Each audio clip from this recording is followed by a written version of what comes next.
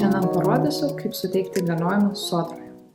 Visų pirma, reikia spausti mygtuką prisijungti, draudėjui ir darbdaviui ir vėl reikės prisijungti. Šioje skiltyje jums reikės pasirinkti jums patogiausią prisijungimo būdą. Prisijungus prie sodros, jums reikės išsifiltruoti jums norimą įmonę ir prie jos prisijungti. Prisijungus prie jums norimos įmonės, viršuje reikės pasirinkti naudotojai ir jų teisės paskyroje. Pasirinkite asmenų teisės ir rolės portale ir paspauskite suteikti naują įgaliojimą. Čia sudėskite jums norimą žmogaus vardą, pavardę, asmens kodą. Prie antros skilties palikite rolę administratorius, o prie trečios nieko nežymėkite ir galiausiai spauskite suteikti. Tai padarius, kairėje pusėje pasirinkite ruošinių skiltį ir spauskite sukurti naują.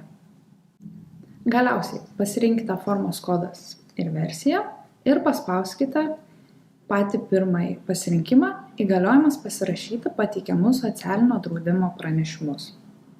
Ir spauskite sukurti. Tai jums atsidarys naujas langas, kuriame pirmas 8 skiltis automatiškai užsipildys. Tačiau jeigu tai neįvyktų, prie skilties numeris 3 turi būti įvestas jūsų įmonės pavadinimas, prie 4 draudėjo kodas, 5 įmonės kodas, o prie 6 įveskite jums norimo žmogaus telefono numerį. Prie 7 pažymėkite jūsų įmonės adresą, o prie 8 sodros įgaliojimo skyrių, kuris yra atsakingas jūsų mieste.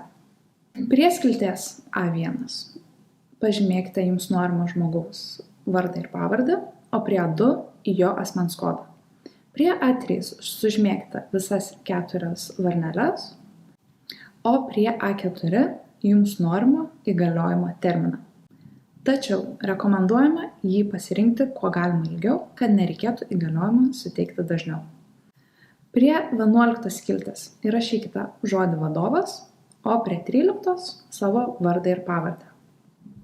Galiausiai viršuje spauskite išsaugoti, patikrinti ir pasirašyti.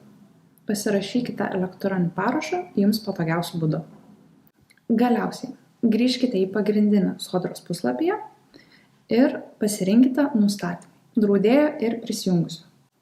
Ir prie skilties kontaktinę draudėjo informaciją pažymėkite jums norimo žmogaus elektroninį paštą ir įsitikinkite, jog po elektroniniu paštu yra pasirinkta žalia spalva. Taip suteiksite įgaliojimus sodroje.